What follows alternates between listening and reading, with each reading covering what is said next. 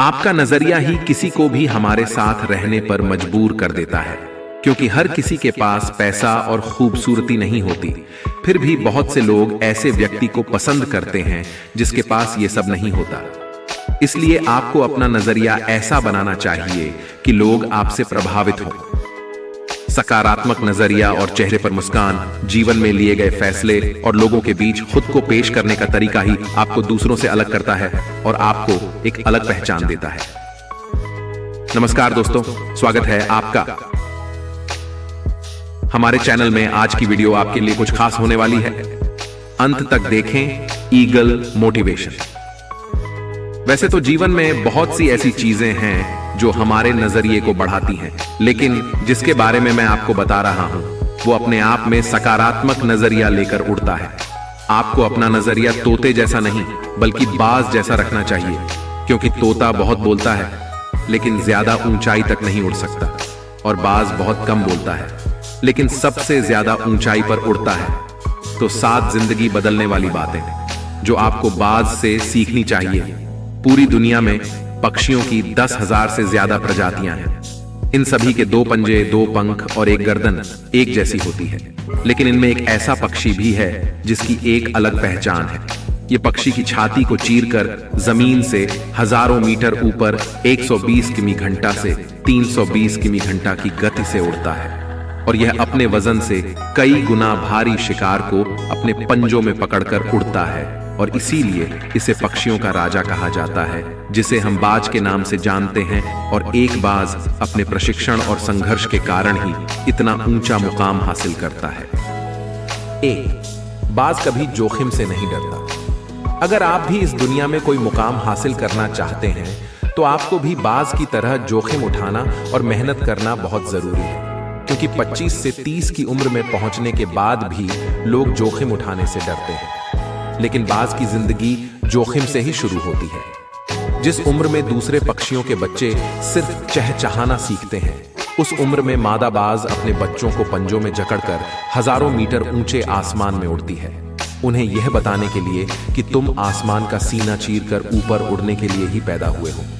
जमीन से हजारों मीटर ऊपर ले जाने के बाद मादा बाज उसे अपने पंजों से छोड़ देती है, और यहीं से उसकी ट्रेनिंग शुरू होती है। जब वह चूजा तेजी से जमीन की तरफ गिरने लगता है तो उसके पंख खुलने लगते हैं, और नीचे आते वक्त वह अपने पंख फड़फड़ाने लगता है। लेकिन उसने अभी उड़ना नहीं सीखा है, वो अभी जमीन से थोड़ा ही ऊपर है, और ऐसा लगता है कि कुछ ही सेकंड में उसकी जिंदगी खत्म हो जाएगी।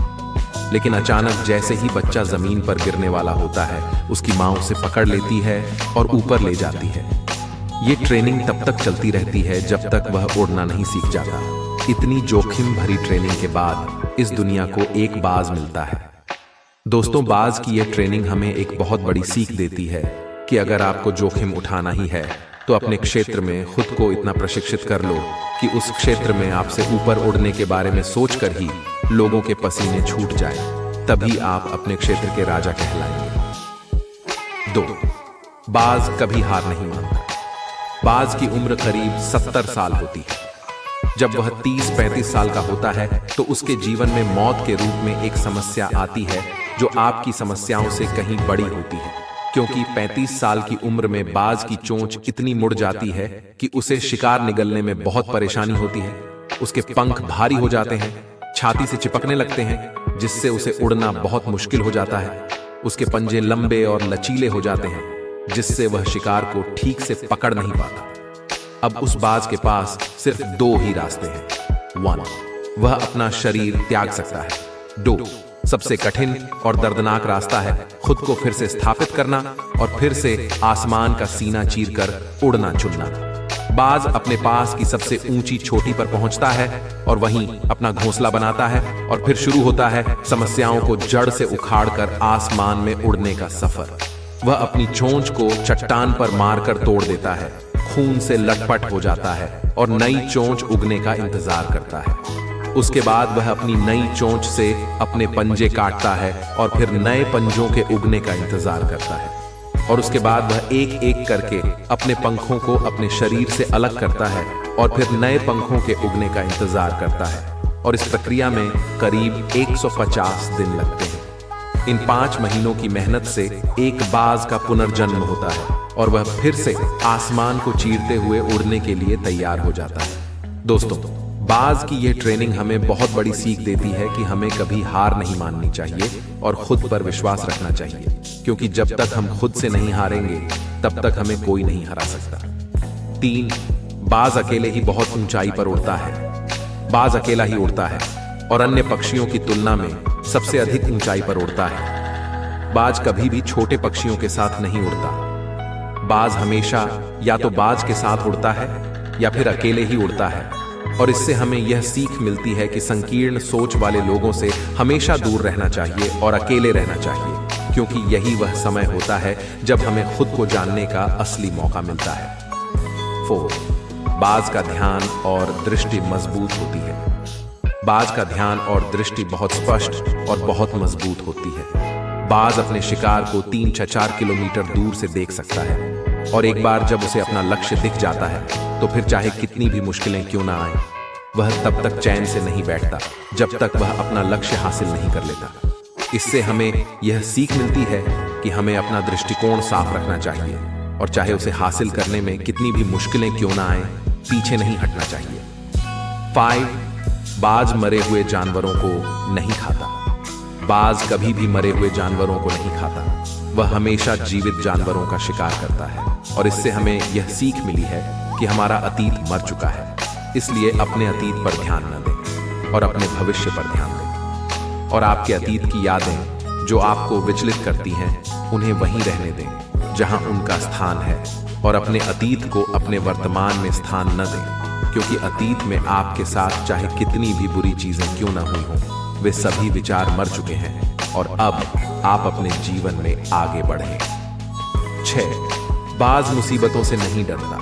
जब तूफान आता है तो बाज बहुत उत्साहित हो जाता है, क्योंकि जब बारिश होती है तो सभी पक्षी छिप कर बैठ जाते हैं, लेकिन बाज को इसमें बहुत मजा आता है। जब तेज हवाएं चलती हैं तो बाज उन हवाओं के सहारे ऊपर की ओर उड़ता है, और इतना ऊपर उड़ते हुए वह इतना ऊपर उड़ता है कि बादलों से भी ऊपर पहुंच जाता है। और इससे हम मुसीबत में मजा ढूंढना सीखते हैं, क्योंकि हर बड़ी चुनौती अपने साथ एक बड़ा अवसर लेकर आती है। इसलिए बाज की तरह आपको भी अपने अवसर को पहचानना चाहिए, और जिस दिन आप उन परेशानियों को पहचान लेंगे, सारी परेशानियां आपसे नीचे होंगी और आप उनसे ऊपर होंगे। 7, बाज की जिंदगी में कोई कंफर्ट जोन नहीं होता।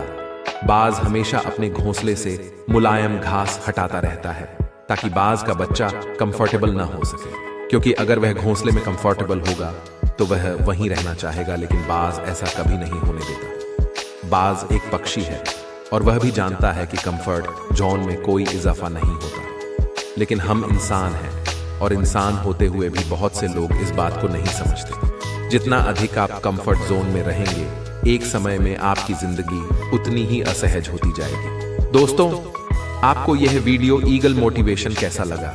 अगर आपको यह वीडियो पसंद आया है तो आप इस वीडियो को शेयर कर सकते हैं। इसके अलावा आप हमें कमेंट लिखकर जरूर बताएं, ताकि हमें भी आपके विचारों से कुछ सीखने को मिले। आपका सहयोग और प्यार हमारे साथ इसी तरह बना रहे। इसके लिए चैनल को सब्सक्राइब और बेल आइकन दबाना ना भूलें। धन्यवाद।